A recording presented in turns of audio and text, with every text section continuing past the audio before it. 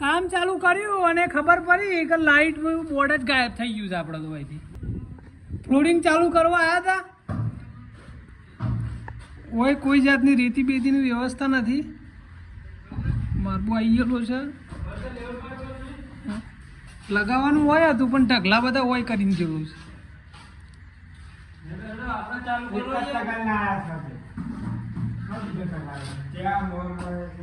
Flooring અહીંયાથી ચાલુ કરવાનું છે. આ બધી રેત અહીંયા અંદર નાખવી પડે.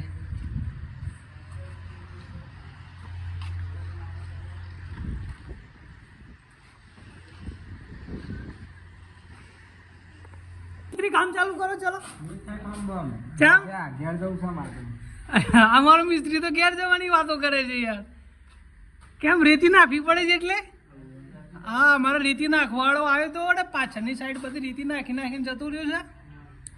જો મેન જગ્યા રેત નાખવાની છે તો નાખી જ નથી. હવે ફ્લોરિંગ અમે લોકો આગળથી જ ચાલુ કરીએ છીએ. 1 વાગ્યો છે, ગાદીનું કામ ચાલુ થઈ ગયું છે. રેતી નાખીને માર્બલ ખોપાઈને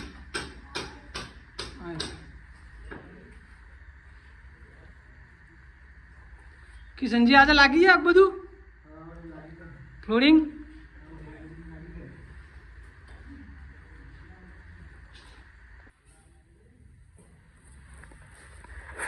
કપડા બદલાઈ ગયો છે આપણો. કામ ચાલુ થઈ ગયું છે. ટાઈલ્સો ગોઠવાય છે.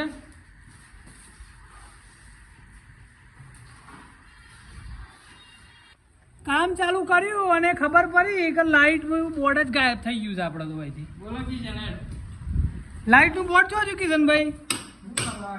હા, આ ટાંકણા ધોરાથી તોડવું પડે છે આપણે. આ બધું આ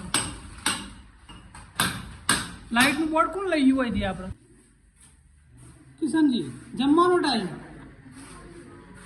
કાલના કરતા તો સારું છે ને? ટોકામાં ઉતારવાનું ત્યાં કરતા હતા.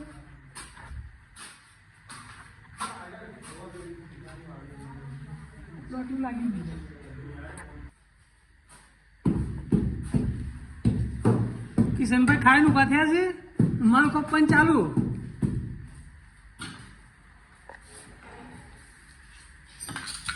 આની ગાદી કરી દઈએ. આ ગાદી તૈયાર કરીને પછી પેલા રૂમની ગાદી કરી દઈએ. આ રૂમની ગાદી કરીને પછી કિચનની ટાઈલ્સ. 3 વાગી ગયા છે. 4:30નો ટાઈમ થઈ ગયો છે. કિશનભાઈ ટાઈલ્સ ખોલે છે. આ રૂમની ગાદી થઈ ગઈ છે. આ રૂમની ગાદી થઈ ગઈ છે. આ ભાગ લાગી ગયો છે. ખાલી આ કિચન બાકી છે. હું આ લગાવી દઉં છું. આ રૂમ ભાઈની સરભાઈ આ લગાવું.